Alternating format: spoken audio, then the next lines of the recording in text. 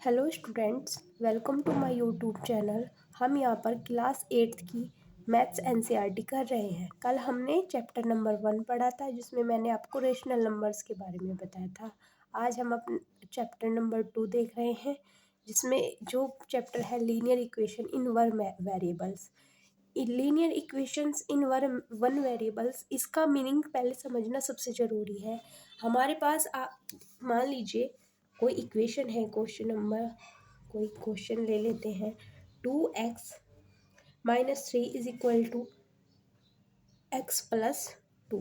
मान लीजिए कोई इक्वेशन है, इसमें हम ये नंबर्स देख रहे हैं 3, 2, ये सब तो हमारे नंबर्स हैं जिन्हें हम डेली यूज़ में प्रयोग करते हैं। लेकिन जहाँ पर x, y, z, a, b, c यानी कि ये ऐसे नंबर्स हैं जो वेरीज करते रहते हैं, यानी कि इनकी वैल्यू चेंज होती रहती है, इसलिए इन्हें वेरिएबल्स बोलते हैं। तो ठीक है बच्चों, समझ गए। x, y, z, a, b, c, d ये जितने भी हमारी कोई इक्वेशन दी गई है उन्हें हम वेरिएबल्स बोलते हैं। तो अच्छा जी, अब इसके बाद आता है वेरिएबल्स, आपने समझ लिए होंगे। अब आता है कि इन्हें लीनियर इक्वेशन को कहते हैं। मान लीजिए कोई इक्वेशन है 2x² + 3। यदि हमने इसे 2x² कर दिया तो ये हमारा बढ़ जाएगा, यानी कि ये अब लीनियर इक्वेशन नहीं कहलाएगी क्योंकि इसकी घात बढ़ चुकी है। घात बढ़ने के कारण अब इसको लीनियर इक्वेशन ना बोल के हम इसको बोलेंगे क्वाड्रेटिक इक्वेशन। तो लेकिन हमें तो सिर्फ लीनियर इक्वेशन समझना है इक्वेशन, तो हमें इस चैप्टर में केवल लीनियर इक्वेशन, यानी कि हमें याद रखना होगा कि लीनियर इक्वेशन केवल वे होती है जिनके वेरिएबल की पावर केवल एक होती है, जैसे यहाँ पर है दोनों एग्जांपल्स, इस एग्जांपल्स में। ठीक है, तो अब हम अपना चैप्टर शुरू करते हैं। उम्मीद है कि आपको समझ में आया होगा। अब यही क्वेश्चन को हम इसे समझ भी लेते हैं। 2x - 3 है और बराबर x + 2 है।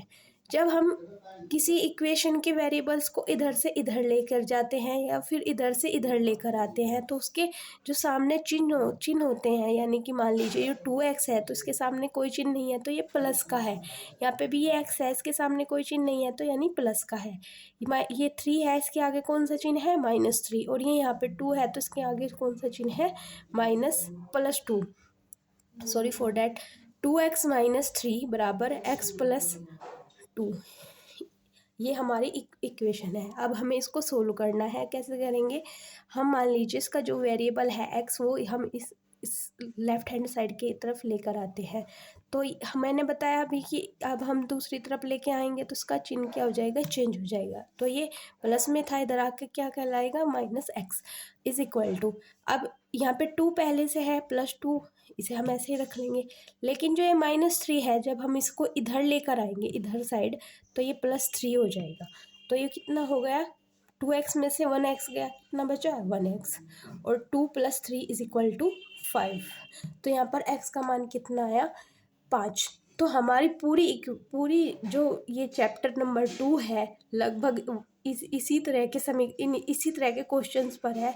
तो हम देखते हैं कि आगे हमारे जो चैप्टर नंबर 2 का 1.2 एक्सरसाइज 2.1 है, उसके पहला सवाल हम समझ लेते हैं। जैसे मैंने अभी आपको सिखाया है पिछले सवाल में, ऐसे ही सेम ही एग्जाम्पल, ऐसे सेम ही क्वेश्चन ऐसे ही होंगे। जैसे 3x बराबर, पहला सवाल है +2x + 18। इसका भी हम जो वेरिएबल्स हैं वे एक साइड रख लेंगे, बाकी जो नंबर्स बचे उन्हें हम एक साइड रखेंगे। तो 3x + 2 है बराबर 2x है, तो हम इसे 2x को इधर लेके आएंगे। 3x जब हम इसे इधर लेके आएंगे, इसके आगे प्लस का चिन्ह है, जिसके सामने कुछ नहीं होता वो प्लस का चिन्ह होता है। अब लेकिन हम इधर लेके आ गए, वो कैसा हो गया? 2x। अब ये +18 हम इसको इधर ही रखेंगे, इसको इधर रखने के कारण ये ऐसे ही प्लस का बच जाएगा। लेकिन 3x में से 2x गया, कितना बचा? x is equal to 18। तो हमारे इस सवाल का आंसर आया 18। अब हम क्वेश्चन नंबर 2 की तरफ देखेंगे। क्वेश्चन नंबर 2 क्या है? 5t - 3 is equal to 3t - 5। अच्छा, इसमें देखो, हम ये जो 3t है हम इधर लाएंगे तो ये कितना हो जाएगा, -3t, है ना, काफ़ी सिंपल। और -5 तो ये यहाँ पे पहले से ही था, लेकिन ये जब -3 हम इस इक्वल टू के निशान से इधर लेकर आएंगे तो ये कैसा हो जाएगा, +3। तो 5t - 2t को क्या बोलेंगे हम, 5 में से 3 जाकर कितना बचेगा, 2t।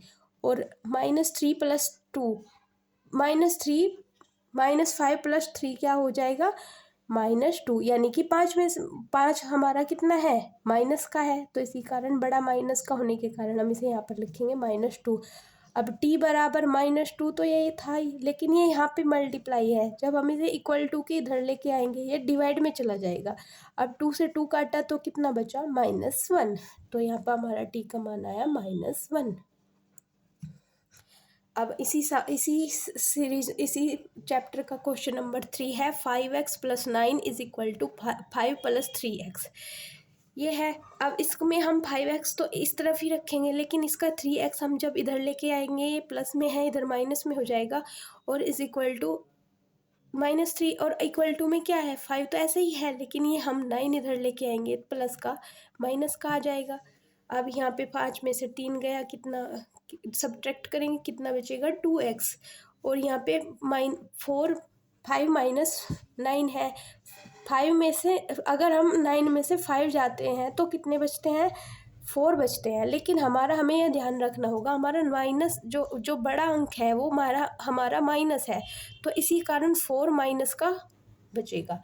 अब x बराबर, हमने देखा था कि पिछले सवाल में भी ये 2 था, डिवाइड में पहुंच गया था। अब 2 से 2 काटा, 4 काटा, 2 टाइम्स -2, यहाँ पर x का मान आ गया -2।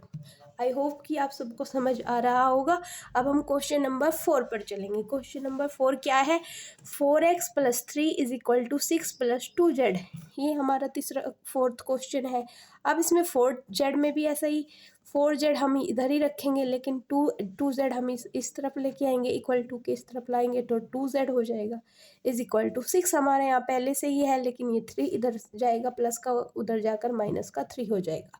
अब 4z में से 2z गया, कितना बचा, सिर्फ 2z बचा, और इधर कितना हो जाएगा, 3z बराबर 3/2।